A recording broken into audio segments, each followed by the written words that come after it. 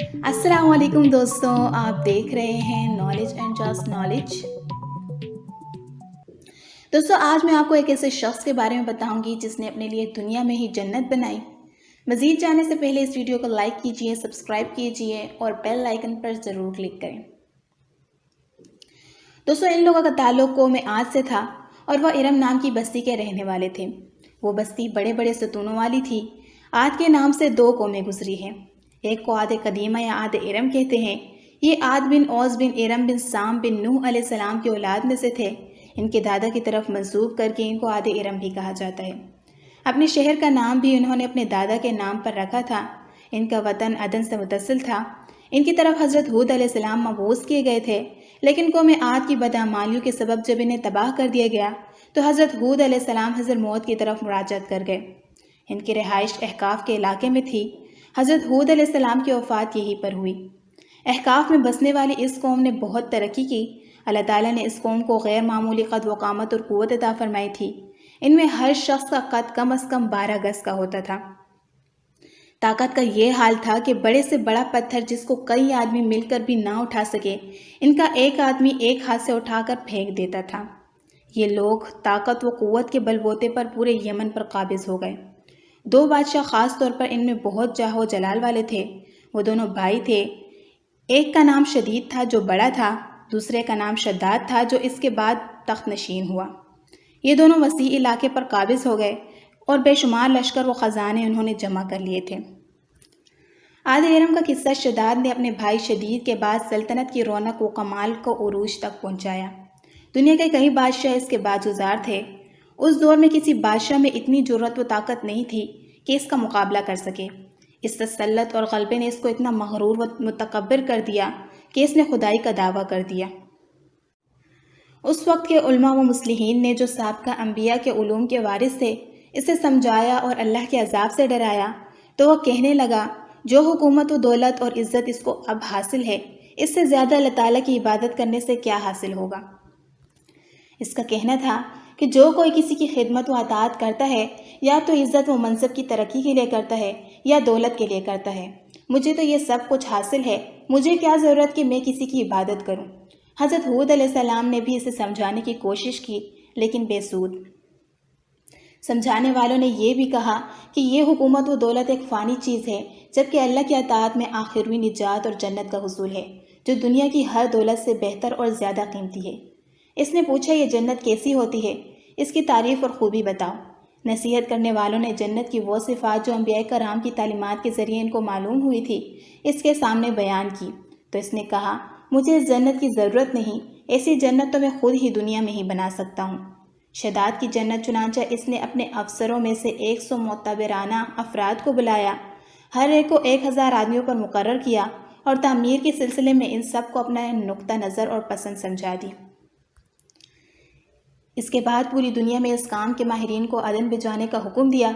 इलावा से अपने कलमरों में सब हुक्मरानों को यह हुक्म दिया कि सोने चांदी की कानों से ईंटें बनवा कर भेजें और कोहे अदन के मुतसिल एक मुरब्बा शहर जन्नत जो 10 कोस चौड़ा और 10 कोस लंबा हो, बनाने का हुक्म दिया। इसकी बुनियादें इतनी गहरी खुदवाईं कि पानी के करीब पहुँचा दी। फिर इन बुनियादों को संगे सुलेमानी से भरवा दिया। जब बुनियादें भर कर ज़मीन के बराबर हो गई तो इन पर सोने चांदी की ईंटों की दीवारें चुनी गई। इन दीवारों की बुलंदी इस ज़माने के गज़ के हिसाब से 100 गज़ मुकर्रर की गई। जब सूरज निकलता तो इसकी चमक से दीवारों पर निगाह नहीं ठहरती थी। यूं शहर की 4 दीवारी बनाई। इसके बाद 4 दीवारी के अंदर 1000 महल तामीर किए गए। हर महल 1000 सुतूनों वाला था और हर सुतून जवाहरात से जुड़ाव किया हुआ था। फिर शहर के दरमियान में एक नहर बनाई गई और हर महल में इस नहर से छोटी छोटी नहरें ले जाई गई। हर महल में हौज़ और फुआरे बनाए गए। इन नहरों की दीवारें और फर्श याकूत, ज़मर्द, मुरजान और नीलम से सजा दी गई। नहरों के किनारों पर ऐसे मसनूई दरख्त बनाए गए जिनकी जड़ें सोने की, शाखें और पत्ते ज़मर्द की थीं। इनके फल मोती व याकूत और दूसरे जवाहरात के बनवा कर इन पर टांग दिए गए। शहर की दुकानों और दीवारों को मश्क व ज़फ़रान और अंबर व गुलाब से ज़ेकल किया गया। याकूत व जवाहरात के खूबसूरत परिंदे चांदी की ईंटों पर बनवाए गए, जिन पर पहरेदार अपनी अपनी बारी पर आकर पहरे के लिए बैठते थे। जब तामीर मुकम्मल हो गई तो हुक्म दिया کہ سارے شہر میں ریشم و زردوزی کے قالین بچھا دیے جائے، پھر نہروں میں سے کسی کے اندر میٹھا پانی، کسی میں شراب، کسی میں دودھ اور کسی میں شہد و شربت جاری کر دیا گیا۔ بازاروں اور دکانوں کو کمخواب اور زربفت کے پردوں سے آراستہ کر دیا گیا، اور ہر پیشہ و ہنر والے کو حکم ہوا کہ اپنے اپنے کاموں میں مشغول ہو جائے، اور یہ کہ اس شہر کے تمام باسیوں کے لیے ہر وقت ہر نوع قسم کے پھل میوے پہنچا کریں۔ 12 سال کی مدت میں یہ شہر جب اس سجاوٹ کے ساتھ تیار ہو گیا تو تمام امراء و ارکان دولت کو حکم دیا کہ سب اسی میں آباد ہو جائیں۔ پھر شداد خود اپنے لاؤ لشکر کے ہمراہ انتہائی تکبر اور غرور کے ساتھ اس شہر کی طرف روانہ ہوا۔ بعض علماء و مصلحین کو بھی ساتھ لیا اور راستے بھر ان کے ساتھ مذاق کرتے ہوئے ان سے کہتا رہا، ایسی جنت کے لیے تم مجھے کسی اور کے آگے جھکنے اور ذلیل ہونے کا کہہ رہے تھے، میری قدرت و دولت تم نے دیکھ لی۔ جب قریب پہنچا تو تمام شہر والے اس کے استقبال کے لیے شہر کے دروازے کے باہر آ گئے اور اس پر زر و جواہر نچھاور کرنے لگے۔ اسی ناز و ادا سے چلتے ہوئے جب شہر کے دروازے پر پہنچا تو روایت ہے کہ ابھی اس نے گھوڑے کی رکاب سے ایک پاؤں نکال کر دروازے کی چوکھٹ پر رکھا ہی تھا کہ اس نے وہاں پہلے سے ہی ایک اجنبی شخص کو کھڑے ہوئے دیکھا۔ اس نے پوچھا، تو کون ہے؟ اس نے کہا، میں ملک الموت ہوں۔ پوچھا، کیوں آئے ہو؟ اس نے کہا، تیری جان لینے۔ شداد نے کہا، مجھ کو اتنی مہلت دے کہ میں اپنی بنائی ہوئی جنت کو دیکھ لوں۔ جواب ملا، مجھ کو حکم نہیں۔ کہا، چلو اس قدر ہی فرصت دے دو کہ گھوڑے پر سے اتر آؤں۔ جواب ملا، اس کی بھی اجازت نہیں۔ چنانچہ بھی شداد کو ایک پاؤں رقاب میں اور دوسرا چوکٹ پر ہی تھا کہ ملک الموت نے اس کی روح قبض کر لی۔ پھر حضرت جبرائیل علیہ السلام نے بڑے زور سے ایک ہولناک چیخ ماری کہ اسی وقت تمام شہر ماں اپنی عالیشان سجاوٹوں کے ایسا زمین میں سمایا کہ اس کا نام و نشان تک باقی نہ رہا۔ دوستو، قرآن پاک میں اس کا ذکر اس طرح ہوا ہے، وہ جو ارم تھے بڑے ستونوں والے، اور شہروں سے اس کی مانند کوئی شہر شاندار نہ تھا۔ شداد اور اس کی جنت کا انجام معتبر تفاسیر میں لکھا ہے کہ بادشاہ اور اس کے لشکر کے ہلاک ہو جانے کے بعد وہ شہر بھی لوگوں کی نگاہوں سے اوجھل کر دیا گیا، مگر کبھی کبھی رات کے وقت عدن اور اس کے ارد گرد کے لوگوں کو اس کی کچھ روشنی اور جھلک نظر آ جاتی ہے۔ یہ روشنی اس شہر کی دیواروں کی ہے۔ حضرت عبداللہ بن قلابہ رضی اللہ تعالی عنہ جو صحابی ہیں، اتفاق سے ادھر کو چلے گئے۔ اچانک آپ کا ایک اونٹ بھاگ گیا۔ آپ اس کو تلاش کرتے کرتے اس شہر کے پاس پہنچ گئے۔ جب اس کے میناروں اور دیواروں پر نظر پڑی تو آپ بے ہوش ہو کر گر پڑے۔ جب ہوش آیا تو سوچنے لگے کہ اس شہر کی صورتحال تو ویسی ہی نظر آتی ہے جیسی نبی کریم صلی اللہ علیہ وآلہ وسلم نے ہم سے شداد کی جنت کے بارے میں بیان فرمائی تھی۔ یہ میں خواب دیکھ رہا ہوں یا اس کا کسی حقیقت سے بھی کوئی تعلق ہے؟ اسی کیفیت میں اٹھ کر وہ شہر کے اندر گئے۔ اس کے اندر نہریں اور درخت بھی جنت کی طرح کے تھے، لیکن وہاں کوئی انسان نہیں تھا۔ آپ رضی اللہ تعالیٰ عنہ نے وہاں پڑے ہوئے کچھ جواہرات اٹھائے اور واپس چل دیے۔ وہاں سے وہ سیدھے اس وقت کے دارالخلافہ دمشق میں پہنچے۔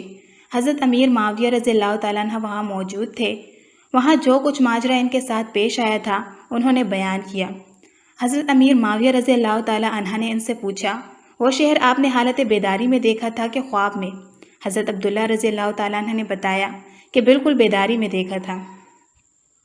پھر اس کی ساری نشانیاں بتائی کہ وہ عدن کے پہاڑ کے فلاں جانب اتنے فاصلے پر ہے، ایک طرف فلاں درخت اور دوسری طرف ایسا کنواں ہے، اور یہ جواہرات وہ یاقوت نشانی کے طور پر میں وہاں سے اٹھا لایا ہوں۔ حضرت امیر معاویہ رضی اللہ تعالیٰ عنہ یہ ماجرا سننے کے بعد نہایت حیران ہوئے۔ پھر اہل علم حضرات سے اس کے بارے میں معلومات حاصل کی گئی کہ کیا واقعی دنیا میں ایسا شہر بھی کبھی بسایا گیا تھا جس کی اینٹیں سونے چاندی کی ہوں؟ علماء نے بتایا کہ ہاں، قرآن میں بھی اس کا ذکر آیا ہے۔ اس آیات میں ارم ذات العماد یہی شہر ہے، مگر اللہ تعالیٰ نے اس کو لوگوں کی نگاہوں سے چھپا دیا ہے۔ علماء نے بتایا کہ حضرت صلی اللہ علیہ وآلہ وسلم نے بھی یہ فرمایا ہے کہ میری امت میں سے ایک آدمی اس میں جائے گا اور وہ چھوٹے قد، سرخ رنگ کا ہوگا، اس کے آبرو اور گردن پر 2 تل ہوں گے۔ وہ اپنے اونٹ کو ڈھونڈتا ہوا اس شہر میں پہنچے گا اور وہاں کے عجائبات دیکھے گا۔ جب حضرت امیر معاویہ رضی اللہ تعالیٰ عنہ نے یہ ساری نشانیاں حضرت عبداللہ بن قلابہ میں دیکھی تو فرمایا، واللہ یہ وہی شخص ہے۔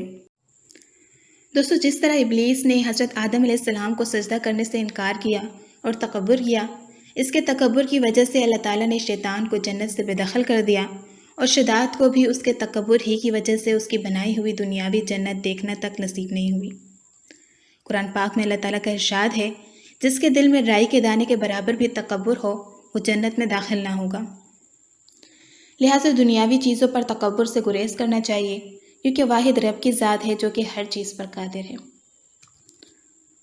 مجھے امید ہے کہ آج کی اس ویڈیو سے آپ کو کچھ جاننے کو ملا ہوگا اور یہ ویڈیو آپ کو پسند آئی ہوگی۔